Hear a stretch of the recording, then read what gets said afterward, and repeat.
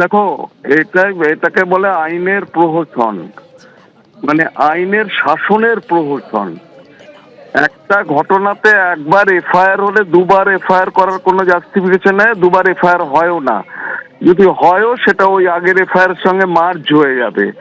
আর রইলো বাকি যে নেতৃত্ব দিয়েছিল তার নাম তো এমনিতেই ইনভেস্টিগেশনে ট্রান্সফার করেছে, তো পুলিশ তো ধরেনি।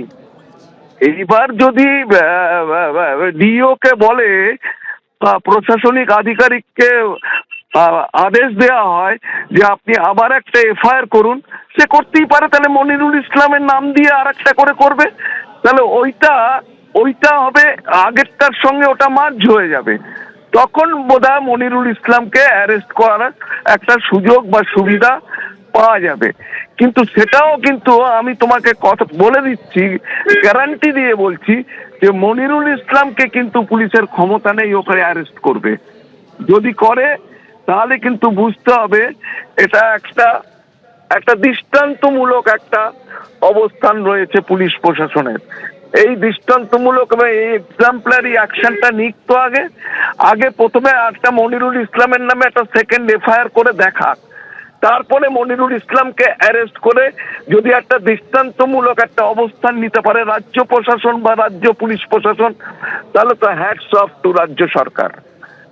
কারণ এই মনিরুল ইসলামী নেতৃত্ব দিয়ে উনি ইনসাইট খালি করেননি, উনি আবার খালি তাই না, উনি আবার পরের কয়েকদিন পরে আবার বলেছে যে এরপরে কিন্তু আমি ইশারা করব, আমার ইশারা যদি ঠিকঠাক, যদি এরপরে যখন সঠিক ভোটার লিস্ট যখন বেরোবে তখন যদি ঠিকঠাক থাকে সব ঠিক আছে, কিন্তু একটু যদি এদিক ওদিক হয় চারিদিকে খালি দেখবেন আগুন আর আগুন। যেরকম আগে তোমার তো বেলডাঙ্গার ঘটনাতে বলা হয়েছিল, এবং এক্ষেত্রেও কিন্তু মনিরুল ইসলাম কিন্তু পুলিশের গ্রেপ্তারির মধ্যে আসবে বলে আমার বিশ্বাস নেই। ধন্যবাদ সলিলদা। 14 তারিখ মনিরুল ইসলাম তৃণমূল বিধায়ক, তার উপস্থিতিতেই এভাবে তাণ্ডব চলে। তারপরও দমানো যায়নি তৃণমূল বিধায়ক মনিরুল ইসলামকে। কার্যত বেপরোয়া ভঙ্গিতে তিনি নির্বাচন কমিশনের উদ্দেশ্যে একেবারে যে মন্তব্য করেছিলেন, ভাইরাল হয়েছিল যে ভিডিও, মাজা ভেঙে ফেলার, নির্বাচন কমিশনের মাজা ভেঙে ফেলার হুমকি দিয়েছিলেন। কি বলেছিলেন তিনি সেদিন? ঝান্ডা চলবে না, লাঠিতে বাঁধতে হবে, লাঠিতে। কোমরকে ঢিলা করে দিতে হবে নির্বাচন কমিশনে, কোমরকে ঢিলা করে দিতে হবে নির্বাচন কমিশনে। মানুষকে নিয়ে ছেলাকেলামো করছো, আর তুমি নিরাপত্তা নিয়ে ঘেরাটোপের মধ্যে আছো না, তুমি আকাশে আছো। পাতাল থেকে ছেঁচড়ে বের করবো, পাতাল থেকে বের করবো। নির্বাচন কমিশনের এখান থেকে আমি বলতে চাই ওনাকে পদত্যাগ করা উচিত। ভাঁড় হয়ে গেছে, গাদ্দার হয়ে গেছে, অযোগ্য লোক। আমি শুধু ইশারায় বলবো 19 তারিখে ফাইনাল লিস্ট বের হবে, তখন কিন্তু যদি সব ঠিকঠাক হয়, আর নচেত দেখবেন চারদিকে আগুনে আগুন জ্বলছে। কিচ্ছু করার নেই, কিচ্ছু করার নেই। এই ধুক ধুক করে মরার চাইতে লড়াই করা মরা আমি মনে করি জীবনের সার্থক।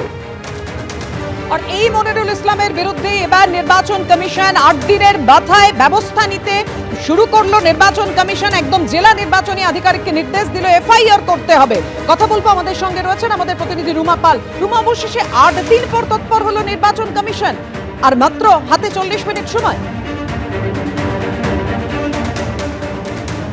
দেখো, এখানেই সব থেকে বড় প্রশ্ন, যেদিন এই ভিডিও সামনে আসে এবং যেদিন নির্বাচন কমিশনকে এই প্ররোচনামূলক মন্তব্য সামনে আসে, নির্বাচন কমিশন কিন্তু সেক্ষেত্রে তখন কিন্তু কোনো নির্দেশ দেয়নি। যদিও ভিডিওর মাধ্যমে যারা ঘটনা ঘটিয়েছে সেরকম আননোন পার্সনের ক্ষেত্রে একেবারে এফআইআর হলেও তাদের কিন্তু ছেড়ে দেওয়া হয়। কিন্তু এই মনিরুল ইসলাম যে নির্বাচন কমিশনের বিরুদ্ধে যে কথা বলেছিলেন এবং রীতিমতো কোমর বেঁধে দেওয়া, ভেঙে ফেলার কথা বলেছিলেন, সেই বিষয়টাও কিন্তু এই 8 দিন ধরে কিন্তু এটা একেবারে বলা যেতে পারে যে এই ভিডিও একেবারে ভাইরাল। এবং তাহলে এতদিন সময় লাগলো কেন, সব থেকে বড় সেটাই প্রশ্ন। এবং তবে এটা ঠিক যে আজকে সেটা কিন্তু একদম ডিও যে মুর্শিদাবাদ, তাকে কিন্তু নির্দেশ দেওয়া হয়েছে যে মনিরুল ইসলামের বিরুদ্ধে এফআইআর করার ক্ষেত্রে, এবং বিকেল 5টার মধ্যে সেই রিপোর্ট তলব করা হয়েছে। কিন্তু এখানেও সব থেকে বড় প্রশ্ন, এফআইআর এর বিষয়টা যদি দেখা যায় ঠিক অন্য ঘটনার পরিপ্রেক্ষিতে যদি বলি, যেমন দুজন ইআরওর ক্ষেত্রে কিন্তু এফআইআর এর বিষয়টা কিন্তু কিন্তু দেখো গত অগস্ট মাস থেকে একেবারে চাপানুতোর চলছে। কালকের বিষয়টা যদি বলি, কালকেও কিন্তু নির্বাচন কমিশনের তরফ থেকে একদম রাজ্যের কাছে চিঠি গেছে যে এই বিষয়টা কিন্তু তারা দেখুক এবং একেবারে রিপোর্ট পাঠাক। এই এফআইআর এর বিষয়টা কিন্তু চাপানুতোর নির্বাচন কমিশন রাজ্যের মধ্যে আমরা অগস্ট মাস থেকে দেখছি। এখন আবার এই ঘটনা যখন সামনে এসছে, সেখানে দেখা যাচ্ছে যখন মনিরুল ইসলাম একেবারে নির্বাচন কমিশনকে একেবারে রীতিমতো একদম প্রকাশ্যে তারা নির্বাচন কমিশনকে দোষারোপ করছে এবং তার সঙ্গে সঙ্গে এমন ভাষা ব্যবহার করছে যেখানে কিন্তু নির্বাচন কমিশনের আগেই কিন্তু ব্যবস্থা নেওয়া একদমই উচিত। রুমা, ডেডলাইন 5টা, তার মধ্যে জেলা নির্বাচনী আধিকারিক নির্বাচন কমিশনের নির্দেশ মতো এফআইআর করেন কিনা তৃণমূল বিধায়ক মনিরুল ইসলামের বিরুদ্ধে, আমাদের নজর থাকবে সেদিকে। ধন্যবাদ তোমায়। তৃণমূলের মুখপাত্র অরূপ চক্রবর্তী কি বলেছেন এই ঘটনা প্রসঙ্গে, অর্থাৎ নির্বাচন কমিশনের নির্দেশ প্রসঙ্গে, দেখুন। মনিরুল ইসলাম সেদিনকে বিডিও অফিসে উপস্থিত ছিলেন, এ কথা সত্য, কিন্তু মনিরুল ইসলাম না নিজে ভাঙচুর করেছেন, না তিনি কাউকে বলেছেন ভাঙচুর করতে। বরং ওই ভিডিও দেখে মনে হয়েছে মনিরুল ইসলাম নিজে যথেষ্ট বিড়ম্বনার মধ্যেই ছিলেন, কারণ তখন ভাঙচুর শুরু হয়ে গিয়েছে। তিনি দু একবার হাত নেড়ে জনতাকে শান্ত করার চেষ্টা করেন, তারপরেও যখন জনতা শান্ত হয়নি মনিরুল ইসলাম বেরিয়ে যান। মনিরুল ইসলামের যদি এটা অপরাধ হয়ে থাকে, তার জন্য যদি নির্বাচন কমিশনের এফআইআর করার নির্দেশ হয়ে থাকে, সেই নির্বাচন কমিশনের মেরুদণ্ড কোথায় যায়? এর থেকেই বোঝা যায় যে বিজেপির দালাল, বিজেপির চাকর বাকরদের থেকে বাংলার মানুষ গণতন্ত্র প্রত্যাশা করে না, এদের থেকে ভোট চুরি প্রত্যাশা করে। নির্বাচন কমিশন, আপনাদের জানিয়ে রাখি যে খবর এই মুহূর্তে আপনারা দেখলেন, অবশ্যই সে বিষয়ের দিকে আমাদের নজর থাকবে। কিন্তু ইতিমধ্যে সুপ্রিম কোর্ট যে কড়া নির্দেশ দিয়েছিল এসআইআর শুনানি এবং গোটা এসআইআর প্রক্রিয়া নিয়ে যদি আইন শৃঙ্খলার অবনতি যাতে না হয় তার জন্য দেখতে হবে ডিএমকে এবং রাজ্য পুলিশের ডিজিকে। তারপরও দিকে দিকে এসআইআর শুনানি নিয়ে অশান্তির অভিযোগ সামনে আসছে। আসানসোলের ছবি রেখেছি আপনাদের সামনে। আসানসোলে এসআইআর শুনানি কেন্দ্রে তৃণমূল বিজেপি সংঘর্ষ।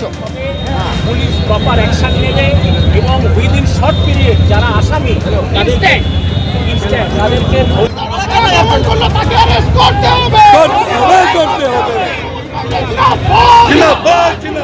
কৌশিক গাঁতাইত আমাদের প্রতিনিধি আমাদের সঙ্গে রয়েছে। কি কারণে পরিস্থিতি এতটা উত্তপ্ত হয়ে উঠলো, পুলিশের কি পদক্ষেপ? দেখো, এখনো পর্যন্ত পুলিশ সেভাবে সক্রিয় ভূমিকা নিতে পারেনি, কারণ সবেমাত্র তৃণমূলে, যেটা তৃণমূলের অভিযোগ যে স্টেশন হাই স্কুল, যেটা ভাঙাপাতির এলাকায় আসানসোল দক্ষিণ পাড়ার অন্তর্গত জিটি রোডের পাশে, সেখানেই এসআইআর এর শুনানি চলছিল এবং শুনানিতে আজকে প্রচুর মানুষের ভিড় হয়ে যায়। এই ভিড় সামাল দিতেই তৃণমূলের বেশ কিছু কর্মী সমর্থক এবং নেতা তারা এসে ধরে সামাল দেওয়ার চেষ্টা করে এবং যাতে সুস্থভাবে শুনানি হয় তার চেষ্টা করছেন বলে তাদের তৃণমূলের দাবি। এবিপি আনন্দ, এগিয়ে থাকে, এগিয়ে রাখে।